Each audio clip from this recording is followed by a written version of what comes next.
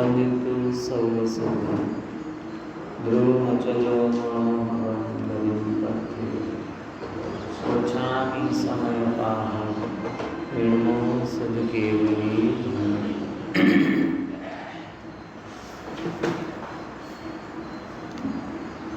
कल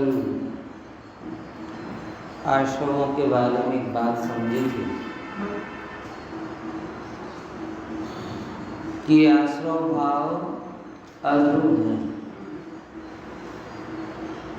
अध्रुव है मतलब जैसे वायु नो बेग होए, मिर्गी का दौरा अटैक हो तो समस्या क्या होती है कि जीव बहुत ज़्यादा उसमें ज्वर में आ जाता है, वो कम होता है, ज़्यादा होता है और बहुत ज़्यादा क्षणिक उनकी सब परिणति होती है। ऐसे मिर्गी का दौरा तो लोगों को कभी कभी आता होगा, लेकिन एक कर्म का, आश्रमों का दौरा, अटैक ये लगातार होता है। कल भी मैंने एक पॉइंट आउट किया था कि जैसे तीव्र ज्वर में उस जिसको जो दौरा आ रहा है उसे नहीं पता चलता, लेकिन जिनको ये जोर नहीं है उन्हें पता चलता है। बराबर। फर्ज करो कि सारी बस्ती उन दौरे वालों की हो तो कौन किसको संभाले? सभी मिर्गी के दौरे में चित्त पड़े हों तो कौन किसको संभाले? ध्यान रखने के लिए कोई हो तो ध्यान रखे। सब चित्त पड़ गए हों, सबको खींच आई हो, सब पड़े हुए हैं तो गिरना, पड़ना, काटना, मारना सब वैलिड कहलाएगा। पॉइंट समझ में आ रहा है कि नहीं आ रहा? ये अनवैलिड कब है, अनुचित कब लगता है कि जब कोई ऐसा हो जिसको ये ज्वर ना हो। बात समझ में आई कि नहीं आई? जगत में हमें कसाय का अटैक होता है, मोह का अटैक होता है, ये हमें पता क्यों नहीं चलता? ये लगभग वैसे ही जैसे पागल खाने में किसी को पता नहीं चलता कि हम पागल।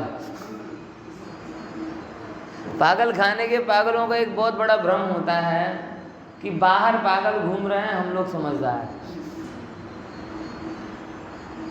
हैं। सही बात है, गलत बात? किसी से पूछो, बोले यहाँ सबसे ज़्यादा समझदार प्रजा कहाँ रहती है? यहाँ पर। बाहर पागल घूम रहे हैं और एक तरीके से उनकी बात गलत भी कहाँ है, वो आनंद में रहते हैं। हम तकलीफ़ों में ही घूमते रहते हैं, सर्दी में दौड़ रहे, गर्मी में दौड़ रहे, ये कर रहे, वो कर रहे, दुनिया भर की बातें। उन्हें ये बात समझ में नहीं आती कि क्यों दौड़ते हैं सारे। हमें ही समझ में नहीं आती क्यों दौड़ते हैं। आती है, हमें नहीं समझ। कोई कारण दिखता है दौड़ने का?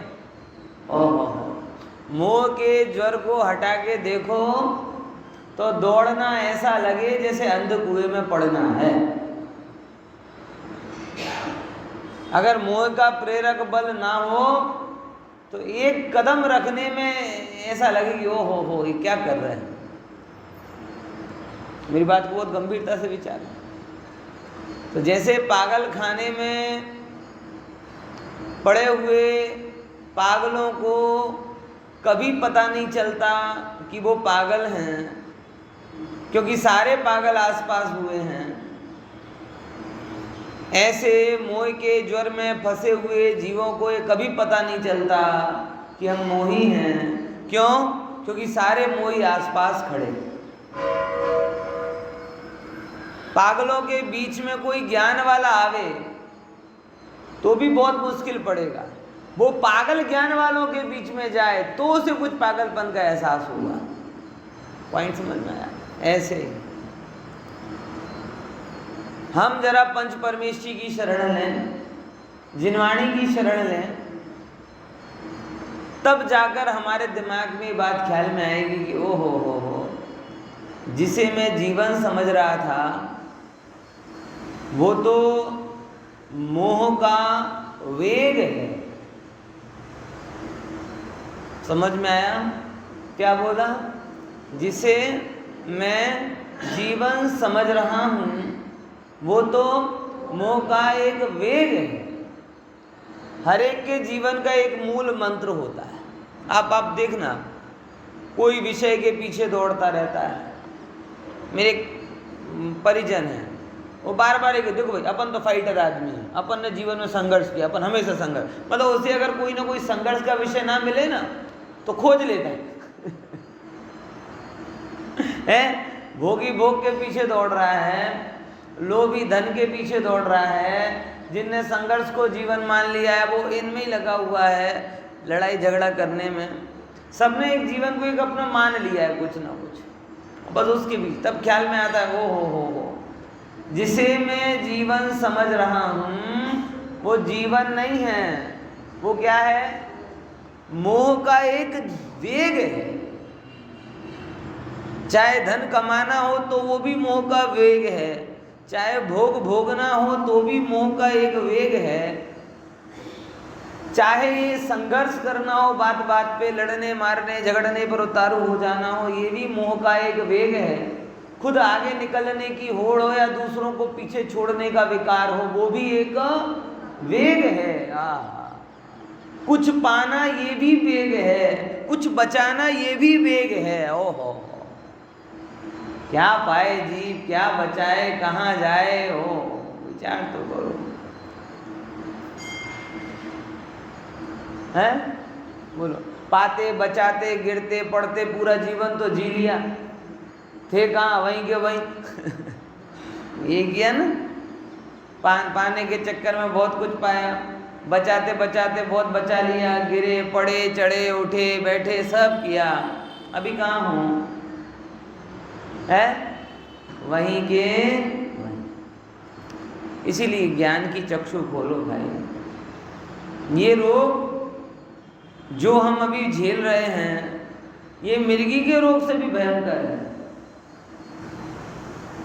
क्योंकि मिर्गी वाला तो दशा में आ जाता है स्वभाव में। कोई जीव जिंदगी भर तक उस दौरे पे नहीं रह सकता, ऐसे ही छोड़ दोगे तो भी वो चला ही जाएगा। जाएगा कि नहीं जाएगा? सावधानी रखोगे तो जबान कटने से बच जाएगी, सावधानी नहीं रखोगे तो जबान कट जाएगी, लेकिन तो भी जिंदा तो रहोगे, मर तो नहीं जाओगे, कभी तो ठिकाने आ ही जाओगे। ऐसे ही हो। ये मोह के ज्वर में कब होश में आओगे इसकी कोई गारंटी नहीं। ऐसे अध्रुव है लेकिन धारावाहिक रूप से ध्रुव है। पॉइंट समझ में आया? क्या बोला? एक रूप में, मतलब एक मोह हमेशा नहीं रहेगा, लेकिन मोह की श्रृंखला हमेशा रहेगी। ये बात समझ में आई? एक मोह नहीं रहेगा। जैसे होता ना, टीवी सीरियल होते हैं, वो एक एपिसोड तो एक दिन में चली जाती है, लेकिन दूसरे दिन दूसरी एपिसोड आ जाती है। एक सीरियल खत्म होता है तो दूसरा आ जाता है। ये सारे चैनल 24/7 चलते रहते कि नहीं चलते? रात को 3 बजे नींद नहीं आए, टीवी खोल लो, कुछ ना कुछ चल ही रहा होगा। दुनिया में कुछ चले या ना चले, टीवी पे तो चलेगा ही चलेगा।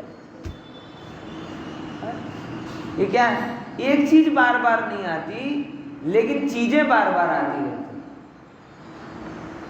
ऐसे ही मोह उदय की अपेक्षा से अध्रुव है, लेकिन सीरीज की अपेक्षा से तो अभव्य का, अज्ञानी का अनादि अनंत है। यानी एक मोह नहीं रहेगा, मोह की परंपरा हमेशा रहेगी। और इससे क्या होगा पता है? इससे ये होता है कि हर समय में, हर जगह पर, हर परिस्थिति में हम किन्हीं न किन्हीं प्रकार के मोहजन्य भावों से जकड़े हुए रहते हैं। और इसका सीधा सीधा जो अपन कहते हैं ना, बालपने में पढ़ने में का मोह, किशोर में बढ़ने का मोह, यौवन की दशा में वो भोग भोगने का मोह, सेटल होने का मोह, फिर और पूर्ण अवस्था में संतति का मोह, फिर और गए तो संततियों की संतति का मोह, फिर स्वास्थ्य का मोह, फिर अपने रूटीन काम कर लें उसका मोह, फिर जीवन टिका रहे इसका मोह। होता कि नहीं होता ऐसा? है आई कि नहीं बात समझ में? ये पूरा हो गया ना, बिल्कुल सिंपल सा फंडा जीवन का। पैदा हुए तब क्या, खेलने और पढ़ने की चिंता थी, बराबर। अच्छा, और हर जिस समय में हम हैं उस समय से परेशान है और अगले समय के बारे में कल्पना करेंगे ये बड़ा अच्छा आएगा, इसके बाद वाला या पहले वाला अच्छा था। वैदेही भी कई बार बोलती है कि वेदांश बढ़िया है। क्यों? तो तुझे कहेगा तो डर है, बोले स्कूल जाना पड़ता है, इसको तो होमवर्क नहीं, स्कूल नहीं। मेरी बेटा अब ये लग रहा है जीवन में और जाओगे तो सब add on add on add on ही होता है, बढ़ता ही बढ़ता है, घटता कुछ नहीं है। विचार करो तो सरल भाषा में यही है ना, पहले पढ़ने बढ़ने का, फिर भोगने का, सेटल होने का, फिर पुत्र पुत्रादि के ध्यान रखने का, फिर और प्राण प्रतिष्ठा और पैसा कमाने का, फिर संततियों का, फिर संततियों की संततियों का, फिर आरोग्य का, फिर जीवन का, और स्वाहा अष्टकर्म विध्वंसना है। अष्टकर्म तो नहीं होते, लेकिन अष्टांग विनाशनाय मृत्यु निरुपामति स्वाहा, जिससे हमारे आठों के आठ अंग जीवन पूरा शरीर का हो जाए, ऐसी मृत्यु हो जाती है ना। इसलिए ध्यान रखना। जो હવે આ વાતને આપણે સમજી આગળ થોડીક વધીએ। એ થઈ ગઈ ને ધ્રુવ અને ધ્રુવ। હવે અનિત્યની વાત કરીએ। અનિત્યની આશ્રવો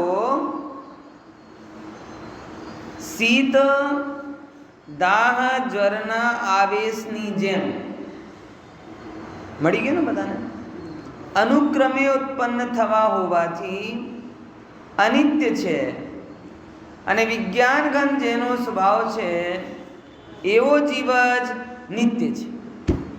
अनित्य विशेषण बोला। अब अध्रुव और नित्यता का एक पैरामीटर समझना कि एक डायरेक्शन में कम ज़्यादा होना वो अध्रुवता है, और मल्टी डायरेक्शन में कम ज़्यादा होना वो अनित्यता है, बराबर। एक डायरेक्शन में जैसे वायु का ज्वर था और नहीं था, ये कंडीशन थी, लेकिन अनित्यता में क्या है, शीत ज्वर भी है और दाह ज्वर भी है। कभी गर्म हो जाता है टेम्परेचर, कभी एकदम ठंडा हो जाता है। अपने अगर भावों को देखोगे तो मैं इससे बहुत मैच करता हूँ, खासकर अपन सब लोग जो थोड़ा बहुत स्वाध्याय करते हैं, अपने जीवन में अगर आप देखोगे तो बहुत ये अनित्यता बहुत रहती है। रहती कि नहीं रहती? कब लो बीपी, कब हाई बीपी, शरीर की बात नहीं कर रहा, परिणामों की बात कर रहा हूँ। कि कभी एकदम इतना अच्छा जीवन रहता है, बिल्कुल शांति शांति शांति शांति लगती है, ये इच्छा होती है कि धर्म में डूबे रहें, बस तत्व सुनते रहें, भक्ति करते रहें, प्रवचन, और जरा सा थोड़ा होता है कि एकदम उल्टा, आव तो करवू छे पण करवू छे। सबसे ज्यादा लोग अगर अपन जिस दशा में रहते हैं सुनने के बाद में, वो ये वाली है कि एक चीज का मोह छूटा नहीं और दूसरी चीज को 100% स्वीकारा नहीं। तो पेंडुलम के जैसे क्षणिक में इस तरफ और क्षणिक में उस तरफ। हर एक मुमुक्षु को ये पता है कि तन धन यौवन सब कैसा है, नश्वर है, अस्थिर है, क्षण भंगुर पल में। फिर उसके बाद भी पता भी है तो भी तन के पीछे भी समय जाता है, जीवन के पीछे भी समय जाता है, धन के पीछे भी समय जाता है, भोग विलास के पीछे भी समय जाता है तो दुख भी होता है, नहीं जाए तो भी दुख होता है। यही सांसारिक प्रपंच बुरे भी लगते हैं, और अगर ना मिले तो भी बुरा लगता है। बार बार मुझे लॉकडाउन याद आता है, खरी तपस्या करी सबके श्रद्धा और बोलने में। बार बार जो जो लोग कहते थे टाइम नहीं है, टाइम नहीं है, टाइम नहीं है, ले बेटा ले टाइम ही टाइम। 1 घंटे नहीं, तुझे 1 घंटे नहीं निकलता था ना, ले दिन, और दिन नहीं महीना, महीना नहीं 2 महीना 3 महीना। अब बोलो टाइम, टाइम ही टाइम है। अब क्या किया, जैसे तैसे करके एक आध प्रवचन सुन ले, फिर कहते कितला प्रवचन સાંભળી પછી આવું કે કેટલું સાંભળીએ, કેટલું સાંભળીએ, કંઈ પ્રવૃત્તિ હોય તો સારું, કંઈ પ્રવૃત્તિ હોય તો સારું। અરે રે रे रे, मतलब ये अनित्यता की बात है। विचार करके देखो, ये बार बार जो जो कहते थे कि धंधे पानी से छुट्टी नहीं मिलती, लोग खूब छुट्टी मिली है बाद में कल्याण करो, जो ये कहते थे कि भाई ये इसके कारण नहीं कर पाते, उसके कारण नहीं कर पाते, सब लगा लो बेटा, कोई काम नहीं है तुम्हारे लिए, एक ही काम है, कोई काम नहीं, एक ही काम है, खूब करो। तो उसमें हमने नए काम खोज लिए, रामायण देखेंगे, महाभारत देखेंगे, टीवी देखेंगे, पत्ता खेलेंगे, ये करेंगे वो करेंगे। ऐसा होता है जी, है टाइम पास। हाँ, मतलब यही बात है, संसार तो पढ़ा के लगता है कुछ किया, और अगर संसार घटे तो उन्हें लगता ही नहीं कुछ हो रहा है। ये जिनवाणी के प्रताप से अनंत संसार चुल्लू पर पहुंच गया, वो उन्हें कुछ नहीं लगता, और भोगों के कारण ये चुल्लू से बढ़कर अनंत हो गया। हाँ, बहुत बढ़िया किया, बहुत बढ़िया किया। हाँ, क्या कहें, इसीलिए कहते भैया ये अपनी जो दशा है वो शीत दाह ज्वर वाली है। जैसे कभी अनुक्रम सुख, अनुक्रम दुख, अनुक्रम में अनुकूलता, अनुक्रम में प्रतिकूलता, क्षणिक में अच्छा लगता है, क्षणिक में बुरा लगता है, ये होता है ना, ऐसी दशा है अपनी। और आप इससे अलग की अपेक्षा भी मत करना। अगर आप संसार में हो तो अनित्यता आपको भोगनी ही पड़ेगी। वो अनित्यता आपके परिणामों में दिखेगी, वो अनित्यता आपके संयोगों में दिखेगी, वो अनित्यता आपके पुण्य पाप के उदय में दिखेगी, वो अनित्यता लोगों के आपके प्रति व्यवहार में दिखेगी, वो अनित्यता आपके अन्य के प्रति व्यवहार में दिखेगी, सब जगह वो दिखेगी। मतलब ये बात ख्याल में जो मैं कह रहा हूँ है, आई कि नहीं यही बात ख्याल में? देखो, जैसे अगर आप चकडोल पे बैठे हो तो स्थिरता की कभी अपेक्षा रख सकते हैं? चढ़ती पड़ती होती है ना उसमें, क्यों? चकडोल का स्वभाव, सिंपल भाषा में कि चकडोली बोलते ना, गोल गोल गोल गोल गोल। हाँ, तो चकडोल में अगर आप बैठे हो तो आप क्या ये अपेक्षा रख सकते हो कि वो अकेली चढ़ेगी ही चढ़ेगी, पड़ेगी नहीं? ऐसी अपेक्षा रखना ठीक है क्या? क्यों बेटा? है ऐसे चकडोल में बैठा है कि जो ऊपर ही ऊपर जाए, नीचे ना आए, बैठोगे? आज वो नीचे नीचे जाए, ऊपर ना जाए, बैठोगे बेटा? क्यों? चकडोल कैसा होता है? ऊपर भी जाए और नीचे भी। जैसे चकडोल की प्रकृति में ये है अप्स एंड डाउन, ऐसे संसार की प्रकृति में भी है अप एंड डाउन। और सिद्ध अवस्था की प्रकृति कैसी है? Only up, no down. एक बार लोग के ऊपर पहुंच गए, स्थिर हो गए, नित्यता को पा लिया, इसके अलावा कोई डाउन अनित्यता उनके जीवन में आती। पॉइंट समझ में आया कि नहीं है? ये मैं क्या बता रहा हूँ, ये तैयार कर रहा हूँ, ये चीज को आप समझो। अगर आप संसार में हैं, जो कि हैं, हाथ उठाने की तो जरूरत नहीं है कि कौन कौन संसार में है।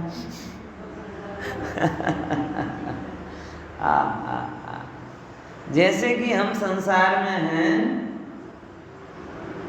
तो जैसे चकडोल की प्रकृति में अनित्यता होती है, कभी इस बाजू बढ़ती है तो उस बाजू बढ़ती है। ऐसे ही संसार की प्रकृति में भी अनित्यता है, हर रूप में बदलती, कभी नित्य नहीं रहती। और इसीलिए मैंने कहा वो अनित्यता आप कहाँ कहाँ देख सकते हो? वो अनित्यता आप अपने परिणामों में देख सकते हो। कोई सांसारिक जीव ऐसा नहीं है कि जिसे निरंतर अशुभ अच्छा लगे।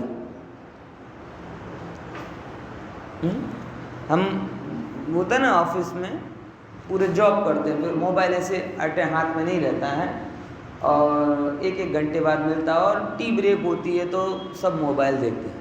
तो जैसे ही टी ब्रेक होता है ना, सब मोबाइल के पीछे पड़ा, बाप रे मोबाइल मोबाइल मोबाइल, 15 मिनट बहुत ऐसा लगता है कि जन्नत मिल गई, सब देख लें, ये देख लें, वो देख लें।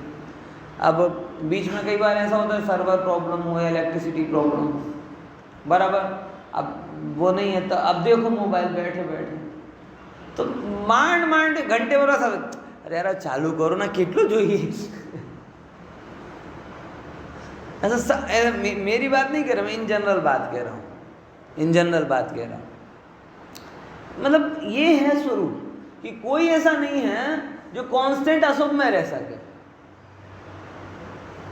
आपको जो परम अशुभ लगता हो, जो आपको बहुत प्रिय लगता हो, ऐसा अशुभ भोग आदि का कोई भी परिणाम, वो भी कितने समय तक अच्छा लगेगा? है चेंज नियम ही है। और ऐसे कोई उल्टा भी है कि अगर वो है तो उपयोग कहीं ना कहीं शुभ में भी आप लगाओ, लाख उपाय करो तो भी वो बदलते ही बदलता है। अशुभ से उपयोग नियम से शुभ में जाता है, भले ही आप किसी भी कसाई खाने में हो तो भी, और शुभ से बदल के नियम से अशुभ में जाता है, समो शरण में हो तो भी। आई कि नहीं आई बात समझ में? क्या बोला? ये नियम है संसार का कि अशुभ से बदलकर नियम से उपयोग कहाँ जाएगा? शुभ में जाएगा। चाहे आप कसाई खाने में हो ना, कसाई हो ना, तो वो भी क्षण मात्र के लिए तो शुभ उपयोग में जाएगा ही जाएगा। उसे भी कहीं ना कहीं करुणा आएगी, उसे भी कहीं ना कहीं भगवान का याद आएगा, उसे कहीं ना कहीं भी संसार का स्वरूप याद में आएगा ही आएगा, भले वो उसके रूप में करे। और समोसरण में भी बैठा होगा तो अंतर्मूर्त के बाद एक आध बार तो उपयोग बाहर जाएगा ही जाएगा। देख लेगा कौन इंद्र आया है, कौन नहीं आया, कैसा है, क्या है, हवा बढ़िया है, पवन अच्छा है, गर्मी तो बिल्कुल नहीं लग रही। देखो समोसरण का महात्म्य, बाहर कितना टेम्परेचर नया, ठंडी ठंडी पवन चल रही। ये विचार, ये क्या है? अशुभ है। पर अब बाजू वाला कौन बैठा है, इस पे भी ध्यान से। ये नियम है, मतलब आप लोग करते हो तो कोई गलत नहीं करते है ना, है भाई समझो। जाना अलग बात है, जाना स्वभाव है और अटकना विभाव। क्या समझे? जाना मतलब ये भी इसके संसार का स्वरूप है, प्रकृति का सत्य है कि जो भी जीव संसार अवस्था में है उसका उपयोग निरंतर बदलता रहता है। तो जाना क्या है? उसका स्वभाव, ठीक है ना। लेकिन अटकना वो आपका विभाव। जाने का मतलब गया तो गया गया ऐसा नहीं होता, पुरुषार्थ यहां खड़ा होता है कि गया वो तो स्वभाव के कारण गया, लेकिन वापिस कब आया? पॉइंट समझ में आया? क्या बोला? गया वो तो उसका स्वभाव था, बराबर, वापिस कब आया? वो आपका पुरुषार्थ है। जैसे कहते ना कि बॉक्सिंग रिंग में अगर आप गिर गए वो सामने वाले का बल, लेकिन गिर के आप उठे वो आपका बल। पॉइंट समझ में आया? क्या क्या बोला? बॉक्सिंग रिंग में आप गिर गए, वो किसकी ताकत से गिरे? दूसरे ने जोर से पंच मारा, इससे आप गिर गए। तो गिरे आप दूसरे के कारण से, लेकिन उठे किसके कारण? अपने बल से। तो दूसरे का बल वो जाने, लेकिन मेरा बल है कि नहीं है। तो मेरा बल इस पर डिपेंड करता है, देखो, कि मैं कितने जल्दी अशुभ से बाहर आता हूं और कितनी देर तक शुद्ध के लक्ष्य से शुभ में रहता हूं। ये मेरा बल। समझे क्या बोला? मेरा बल क्या है? कर्म ने मुझे गिरा दिया, ठीक है, संसार की प्रकृति है, ये वो कुछ भी अपन जान के चले, उसको अभी नहीं ज्यादा चाहे। ये यहाँ उसका जोर, बराबर समझे कि नहीं समझे? ये बॉक्सिंग रिंग में मैं गिरा, किसका जोर? उसका। लेकिन मैं खड़ा नहीं हुआ, ये किसकी कमी? बोले मेरी। तो मैं मोक्षार्थी हूं कि भोगार्थी हूं? मैं साधक हूं कि भोगी हूं? ये निर्णय किससे पता चलता है? कि अशुभ में जाने के बाद कितनी जल्दी शुद्ध के लक्ष्य वाले शुभ में मैं आ सकता हूं। ये मेरा पुरुषार्थ। पॉइंट समझ में आया कि नहीं आया? क्या बोला? ये पुरुषार्थ। जैसे गिरे वो सामने वाले का जोर, लेकिन खड़े नहीं हुए ये आप। व्यक्ति तो अशुभ में जाने के बाद उसे तो ऐसा लगता है गया सो गया ही गया, ऐसा नहीं है, तुम वापस आ सकते हो। शीत ज्वर है तो दाव भी। तो पूरी साधक अवस्था का पुरुषार्थ किसका है? पूरी साधक अवस्था का पुरुषार्थ यही। अंतर्मूर्त में उपयोग बदलता है, ये तो सत्य है। पॉइंट समझ में आया कि नहीं आया? लेकिन लाइसेंस नहीं है। लोगों ने तो इस बात को क्या मान लिया? लाइसेंस मान लिया। मतलब गजब है। एक बार तो एक भाई से मैंने कहा कि प्रवचन 45 मिनट से ज़्यादा का होने नहीं चाहिए। क्यों साहब? वो रटा रटाया सो होता कौन सा उपयोग 45 मिनट से ज़्यादा रहता ही नहीं। तो मतलब इससे बड़ी इसका मतलब ये है कि भगवान को भी थोड़ा समय के हिसाब से कॉम्प्रोमाइज़ करना चाहिए। उनकी तो दिव्य ध्वनि कितनी खिड़ती है? कितनी घड़ी है? कितनी घड़ी? 2.5 नहीं, 2.5 घड़ी नहीं, 2.5 घंटे। एक बार में 2.5 घंटे। पता है भगवान की दिव्य ध्वनि लगभग 4 घड़ी खिड़ती 48। हाँ 1 कलाक 44 मिनिट। આવી કઈ ગણિત છે એટલે ટોટલ કરીને તો 8 કલાક જેટલી થાય 4 બારમાં, અને 3 બારમાં કરીએ તો થોડી આવી રીતે। ઓહો, यानी भगवान को भी समझना चाहिए। समझो भगवान, बोले अब भगवान हो गए, लेकिन उपयोग तो रहते ही नहीं। अच्छा मेरे आज पिक्चर कितनी देर की होनी चाहिए? तो वहां क्यों समय वो नहीं दिया कि ना भाई उपयोग नियम से अशुभ में बदलकर शुभ में जाता है। मतलब after 45 minute it's compulsory you have to play एक भक्ति सॉन्ग, कंपल्सरी है। जब यहां ये कह देते हो कि प्रवचन लंबा नहीं होना चाहिए, तो वहां क्यों नहीं कहते कि पिक्चर छोटी होनी चाहिए?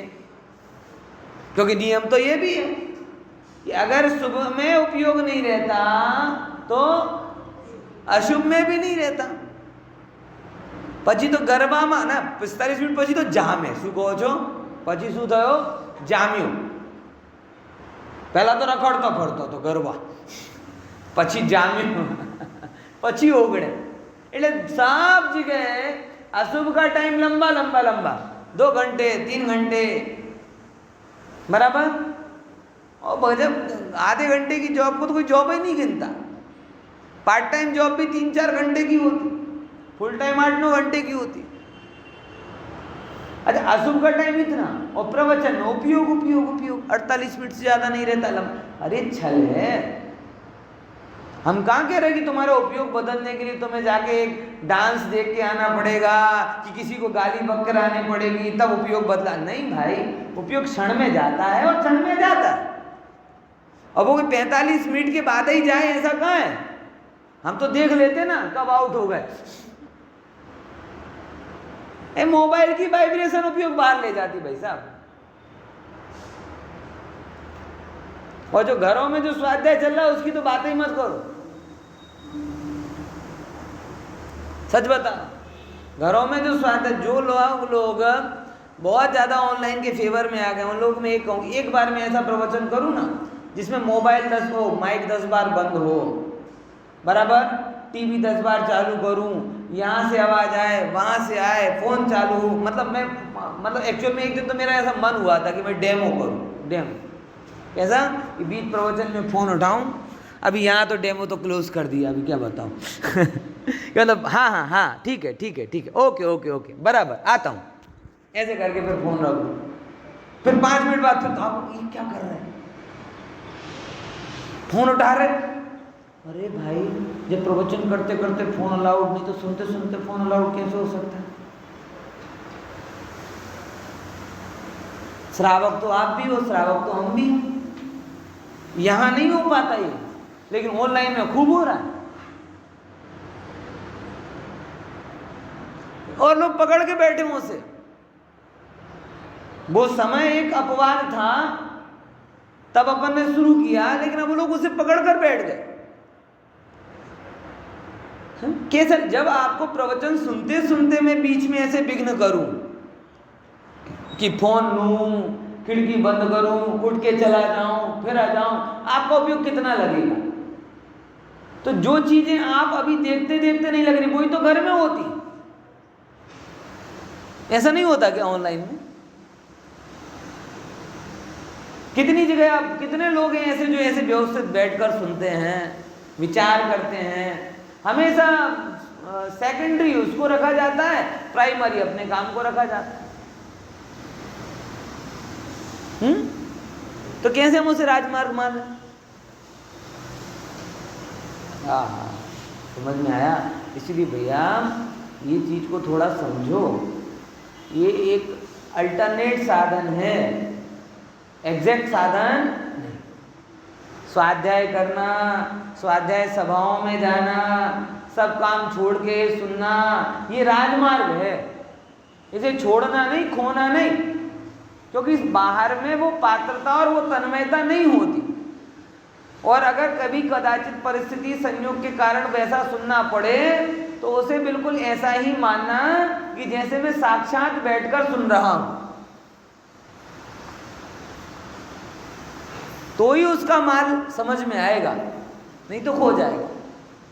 क्योंकि देखो लाइव में तो वक्ता की नज़र होती है तो अंदर का भय भी होता है, ऑनलाइन में तो आप ही की नज़र आप पर है। और हम कितने प्रामाणिक हैं हम बहुत अच्छे से जानते हैं, हम कितने प्रामाणिक हैं अपने प्रति हम बहुत अच्छे से जानते हैं। इसलिए इस चीज़ को बहुत गंभीरता से विचारना, मैं जो कह रहा हूँ, ठीक है। तो उपयोग बदलता है, ये उसकी सत्यता है, लेकिन उस उपयोग को पुनर्स्थापित करना ये अपना पुरुषार्थ। पूरी साधक दशा में क्या हो रहा है? यही काम हो रहा है पूरी साधक दशा में। कौन सा काम हो रहा? कि वस्तु व्यवस्था के कारण उपयोग अशुभ से हटकर शुभ में जाए, और पुरुषार्थ के कारण जीव उस अशुभ से हटकर शुभ में आता है। पहले में शुभ से हटकर अशुभ में जाता था, बराबर, समझे कि नहीं समझे? और अभी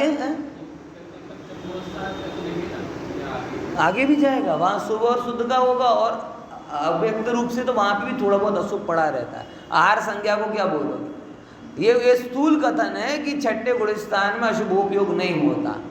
आर्त ध्यान की सत्ता बताइए तो क्या आर्त ध्यान को शुभोपयोग बोलेंगे? हाँ, मतलब बुद्धिपूर्वक की बात करें तो छठवें तक, अबुद्धिपूर्वक की बात वो अलग हो जाती है। अबुद्धिपूर्वक तो किसी को पता नहीं चलता क्या हो रहा है, लेकिन बुद्धिपूर्वक अगर देखा जाए तो उपयोग का परिभ्रमण तीनों रूप में होता है।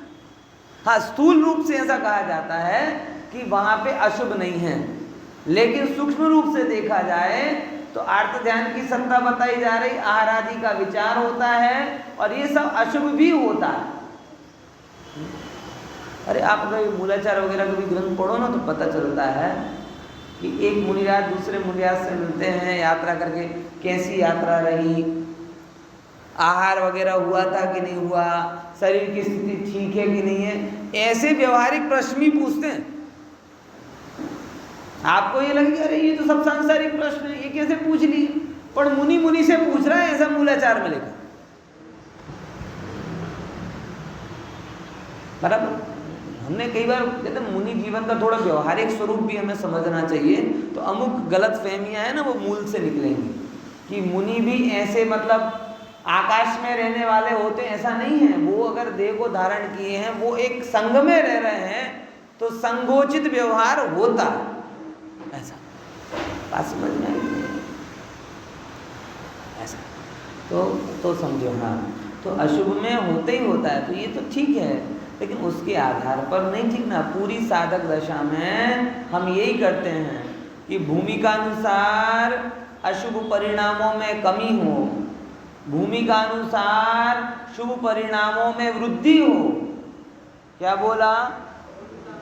भूमिका अनुसार शुभ परिणामों में, और वो शुभ में शुभत्व कब तक रहता है कि जब वो शुभ शुद्ध के लक्ष्य से हो तो ही शुभ शुभ है, नहीं तो शुभ भी अशुभ है। पॉइंट समझ में आया? क्या बोला? शुभ कब तक शुभ है? शुद्ध का लक्ष्य, शुद्ध का लक्ष्य गया तो शुभ का शुभ बना भी गया। बात समझ? जैसे आप लाभ के लक्ष्य से व्यापार करते, ऐसे ही लाभ के लक्ष्य से पूजन विधान कर लो, तो लाभ के लक्ष्य से किया हुआ व्यापार अगर अशुभ है, तो लाभ के लक्ष्य से की गई पूजा शुभ कैसे हो?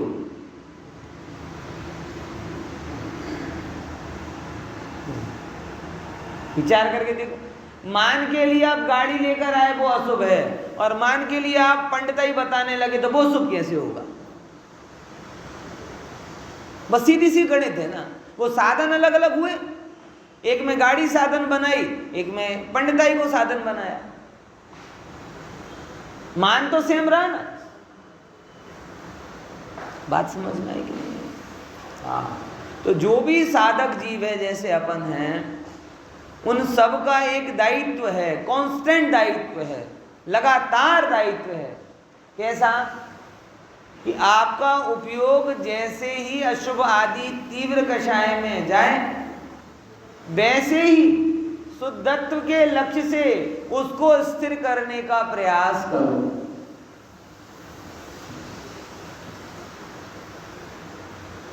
ये प्रतिक्षण का पुरुषार्थ है।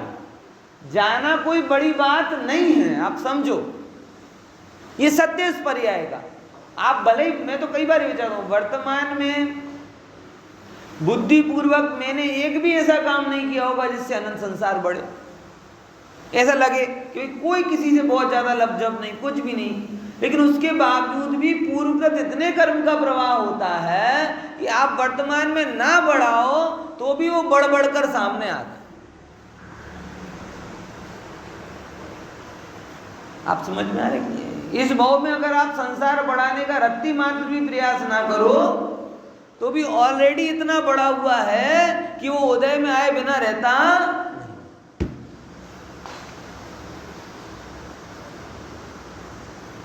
तो आएगा ही आएगा। तो क्या करोगे? बह जाओगे? नहीं, आएगा, ठीक है, देखेंगे, हम उसको भी देखेंगे, जानेंगे। जैसे ही उदय आपको बढ़ता, जैसे आपको मैं ये कहता हूँ, इतना हमें क्यों अपने आत्मा के प्रति ये संवेदनहीनता है? शरीर का ताव बढ़े तुरंत पता चलता है, अंदर में कसायों का ज्वर बढ़े तो क्यों पता नहीं चलता? मैं आपसे पूछता हूँ,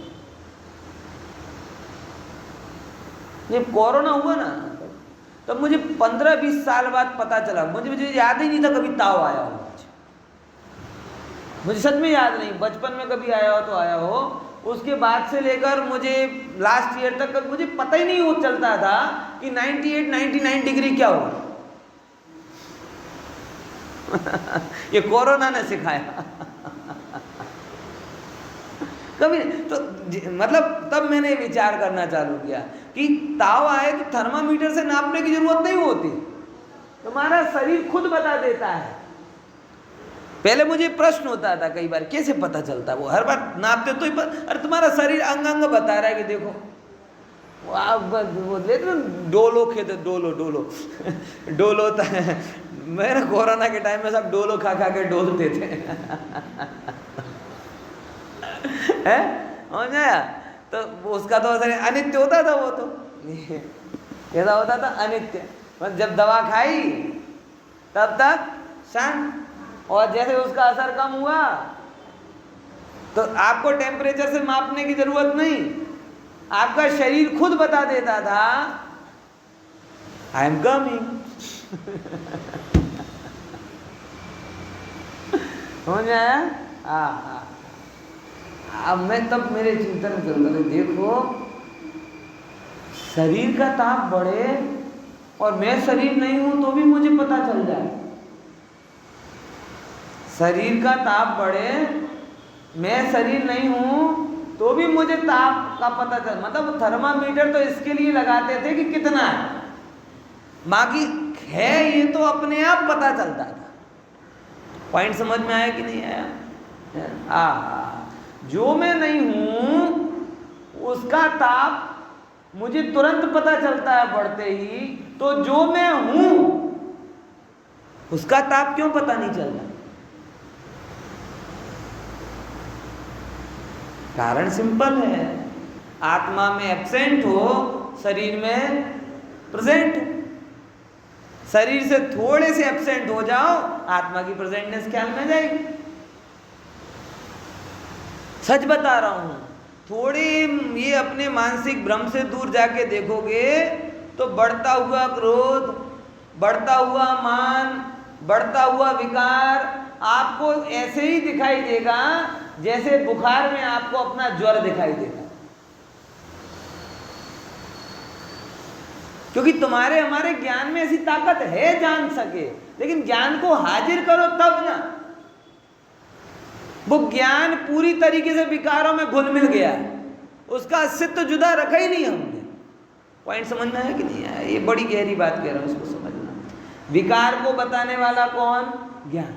और हमने उस ज्ञान को किसमें घोल मेल दिया? बिल्कुल घाल मेल कहां कर दिया? विकार। अब जो पारा ताप को बताता है वो पारा ही क्या हो गया? ताप रूप हो गया, तो बताएगा कौन? पॉइंट समझ में आया कि नहीं? इसीलिए हमें पता नहीं चलता। ख्याल में आ रहा कि नहीं आ रहा?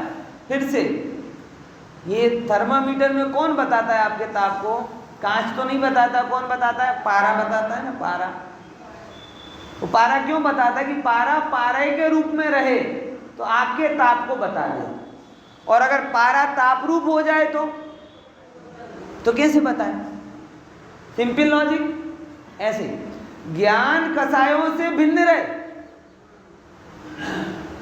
तो आपके अंदर जो कषायों का वेग चढ़ रहा है वो बता सकता है, क्योंकि उसके अंदर ऐसी ताकत है। ज्ञान विकारी नहीं होता, ज्ञान विकारी नहीं होता, ज्ञान ज्ञापक होता है। फिर से समझ लो, ज्ञान विकारी नहीं होता, ज्ञान क्या होता है? ज्ञापक होता है। आप अगर उस ज्ञान पर दृष्टि रखोगे तो आपको आपके अंदर में होने वाले तमाम विकारों का पता चले।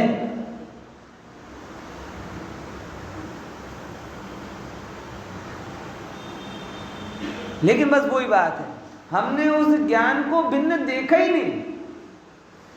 मैं क्रोध को जान रहा हूं ये आता ही नहीं ख्याल में, मैं क्रोधी हूं यही ख्याल में आता है।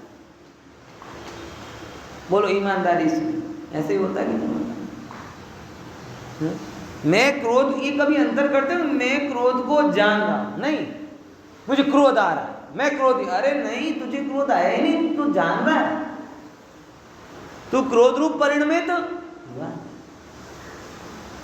अंदर में लोभ आया, मुझे चाहिए, मुझे चाहिए। अरे भाई, तू उस रूप नहीं हुआ, तू उस इच्छा को जान रहा है, क्योंकि तू तो ज्ञान में ही है ना, जान रहा है। अब इच्छा, बोले इच्छा तो अनित्य है, कभी चाहिए चांद चाहिए तो कभी चांदी की चम्मच चाहिए, है? समझ में आया कि नहीं आया? प्रॉब्लम ये आप या हम अपने आप को इच्छा रूप मानते हैं कि इच्छाओं की ज्ञाता के रूप में मानते हैं। प्रॉब्लम यह इच्छा है दाह ज्वर की भांति, शीत दाह ज्वर की भांति। इच्छा कैसी है? शीत दाह ज्वर की भांति। कभी लगता है कि सबको खा जाऊं, और कभी जिनवाणी अच्छी लगती सबको छोड़ दो। कोई ठिकाना है इसका? नहीं। ख्याल में लगे। कल ही मेरा एक मित्र, श्वेतांबर मित्र बोला, ऑफिस में पंडित है, बराबर, क्या बोला, बड़ी अच्छी बात उसने बोली, पंडित जी हूँ तो कंटाड़ी गयो छूँ, हूँ तो दिगंबर में आऊँ छूँ। केम? કે અહીંયા તિથિના ઝઘડા છે ને સંપ્રદાયોના ઝઘડા છે ને આમ છે ને તેમ છે, તમે મને આમ શું કહેવાય દીક્ષા આપી દો, તમારા સંપ્રદાયમાં દીક્ષા આપી દો. મને પ્રોબ્લેમ એ જ છે, તું કંટાળીને આવે છે, જે કંટાળીને આવશે ને ત્યાંથી અહીંયા કંટાળશે. હે મારે મારે નીચે અંડરમાં જ કામ કરે છે, આમ પંડિત છે, પણ એટલા બધો ઝઘડાઓ, એક તિથિવાળાના બે તિથિવાળા, હે એક તિથિ પછી આ ગચ્છવાળાના પહેલા ગચ્છવાળા, એ એમનું નથી સાંભળતો, હું તો કંટાળી ગયો, મને તો આ છોડી દેવું છે, તમારામાં આવી ગયું છે, મને ફરી સાંભળી લે ભાઈ. કંટાળીને આવશે તો અહીંયા કંટાળશે, એ તો તને ખબર નથી, અમને ખબર છે. સમજીને આવશે તો પામશે, સમજીને આવશે તો પામશે. કંટાળેલો તો દરેક જગ્યાએ કંટાળે, પછી અહીંયા આવીને કહે છે કે જયપુર વાળાના, સોનગઢ વાળાના, આ પંડિત વાળાના, પેલા પંડિત વાળાના, ગુજરાતી ને હિન્દી. જે કંટાળે માણસ અકળાયેલો જ હોય, ગમે ત્યાં જાય, એ પ્રકૃતિમાં પ્રોબ્લેમ છે. હા, એ પ્રકૃતિમાં પ્રોબ્લેમ. હા, જ્ઞાનથી સમજવું હોય તો આવજે, હા, કંઈ સમજવું હોય તો આવો, એમ વાત. ખ્યાલમાં આવે છે કે ચર્ચા થાય અમુક ટાઈમે, જે આપણી સરસ વાતો, તાર્કિક વાતો, લોજિકલ વાતો બધું સાંભળે ને, લાગે નહીં આ વાત અલગ જ છે, જુદી જ છે, પણ એ સમજે તો. પણ ઓનલી કંટાળે તો એને તો કોઈ કામ, બધી જગ્યાએ કંટાળો જ કરશે, પામશે. ને કંટાળીને આવે છે ત્યાં સુધી નહીં માનું, કરે સમજીને આવજો. હા હા હા હા હા, ખ્યાલ में આવે છે કે નહીં આ વસ્તુ છે ભાઈ. तुम समझो, ज्ञान को जब तक तुम समझोगे नहीं तब तक कषायों से कंटालते ही रहोगे, यहाँ से वहाँ से फलाना से, क्या फर्क पड़ेगा. मुद्दा ये है कि ज्ञान ज्ञापक है और इच्छा मैं नहीं हूँ, वो आश्रव है. आश्रव कैसे होते हैं? अनित्य, शीत दाह ज्वर की भांति, कभी ऊपर कभी नीचे, बराबर. और लो बीपी और हाई बीपी में तो फिर भी लिमिट होती है, लेकिन इच्छाओं में तो कोई लिमिट नहीं होती. एक सेकंड वैराग्य का शिखर और दूसरे क्षण राग का रसातल, ऐसा भी जीवन में देखा जाता है. एक सेकंड में कहां पहुंच जाए? वैराग्य के शिखर ऊपर, બધું જ છોડી દેવું છે, અને બીજા ક્ષણ ક્યાં પહોંચી જાય? रागना रसातलમાં. કેમ? क्योंकि यही उनका सत्य है. किनका? आश्रवों का. आश्रव यानी रागादि भावों का क्या सत्य है? अनित्य. तो कौन बचाए? ओहो, जो आज तक राग रूप परिणमित हुआ नहीं, वो आपको बचाएगा. वो कौन है? ज्ञान. जो चढ़ते हुए वैराग्य को भी जान रहा और पढ़ते हुए राग को भी जान रहा है, वो ज्ञान आपको बचाएगा. और वो जिसके अंदर में हाजिर है, वो व्यक्ति मोक्ष के मार्ग पर आगे, उसको पता चलेगा. और पता चलेगा तो हटने का, बचने का, सुधरने का, संभलने का पुरुषार्थ. जिसने ज्ञान हाजिर ही ना किया हो, वो क्या पुरुषार्थ करेगा? वो तो गया सो गया गया. समझ आया? तो मैंने ये बात कही थी ना आपको कि जब बढ़ते हुए शरीर का ताव आपको पता चलता है, तो बढ़ता हुआ कषायों का ताव भी आपको पता चल सकता है, बशर्ते आप ज्ञान को आश्रमों से भिन्न देखना चालू करो. क्या है कंडीशन? किसको? ज्ञान को आश्रवों से भिन्न देखना चालू करो। जो ज्ञान को भिन्न कर पाएगा वो ज्ञायक में मिल जाएगा। जो ज्ञान को भिन्न कर नहीं पाया वो कुछ भी करे वो जाके निबोध में ही मिलेगा।